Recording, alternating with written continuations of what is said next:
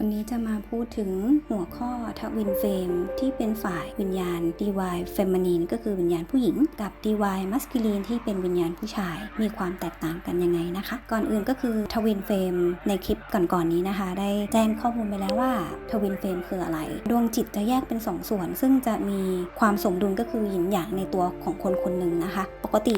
จิตวิญญาณเราต้องลงมาเกิดบนโลกมนุษย์ซึ่งจะมีจิตวิญญาณที่ลงมาเต็มตัวหรือครบองค์ประชุมก็คือมีทั้งพลังงานผู้หญิงหรือพลังงานผู้ชายอันนี้เราจะแยกกันถ้าเป็นวิญญาณที่เป็นทวินเฟรมอะค่ะที่ลงมาในโลกนี้แต่เขามีภารกิจใหญ่ซึ่งต้องแยกเป็น2 ส่วนก็คือเป็นกายหยาบทั้งผู้หญิงแล้วก็เป็นผู้ชายแยกพลังงานกันนะคะซึ่งปกติอย่างที่แจ้งก็คือคนเราจะมีพลังงานทั้งหยินและหยางหรือว่ามีความเป็นผู้หญิงหรือเป็นผู้ชายในตัวอยู่แล้วทวินเฟรมที่ลงมาแล้วแยกกันนะคะลองสังเกตว่าคนคนนั้นจะมีพลังงานเขายังไม่สมดุลนะคะในพลังงานของตัวเองพอแยกกันแล้วดวงจิตของฝ่ายผู้หญิงที่เป็นเฟมินีนเขาจะมีความอ่อนไหวค่อนข้างง่ายค่ะจะมีความกลัวค่อนข้างสูงจะวิตกกังวลมีความเซนซิทีฟสูงหรือว่าถ้าเทียบแล้วเหมือนคนที่ธาตุน้ำที่อารมณ์แปรปรวนนะคะอย่างพวกศิลปินที่ตกใจวิตกกังวลต่างๆจะมีความอ่อนโยนไม่กล้ากลัวค่อนข้างสูงส่วนวิญญาณที่เป็นดีวายมัสคิลีนก็คือวิญญาณของผู้ชายที่มีความหยางหรือว่าอีโก้อัตตาค่อนข้างสูงถ้าเป็นพลังงานของผู้ชายอะค่ะจะมี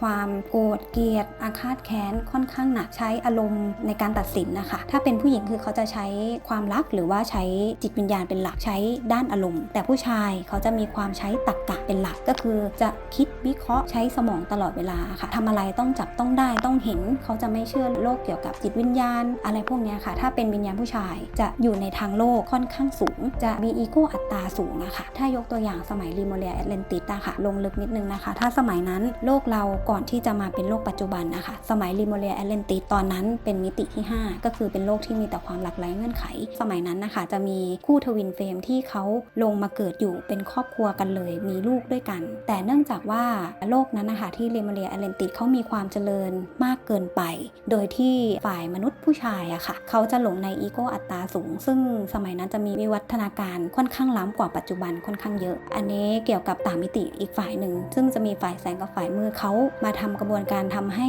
ทวินเฟรมที่ฝ่ายผู้ชายเขาหลง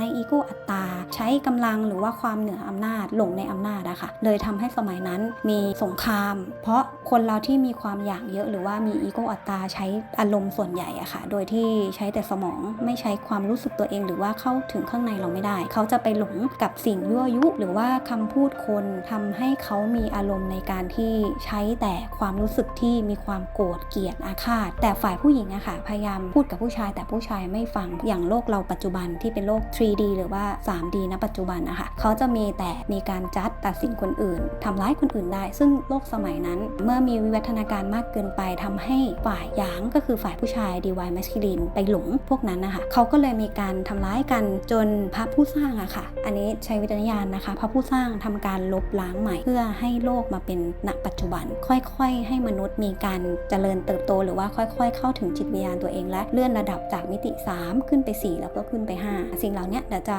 พูดในคลิปถัดๆไปนะคะว่าโลก 3D 4D 5D เขาต่างกันยังไงมิติใหม่เป็นแบบไหนโลก 5D เป็นยังไงซึ่งอันนี้จะรายละเอียดค่อนข้างเยอะนะคะแต่นี้เล่าโดยประมาณก่อนอันนี้คือความแตกต่างของระหว่าง Divine Masculine กับ Feminine ปกติแล้วคนเราต้องมีความสมดุลในตัวเองค่ะต้องมีทั้งหยินและหยางเหมือนหยินหยางที่อยู่ร่วมกันนะคะคนเราถ้าปรับสมดุลได้เราก็สามารถหลากหลายเงื่อนไขเป็นนะคะค่ะอันนี้ก็คลิปนี้เล่าโดยประมาณคร่าวๆนะคะขอบคุณค่ะ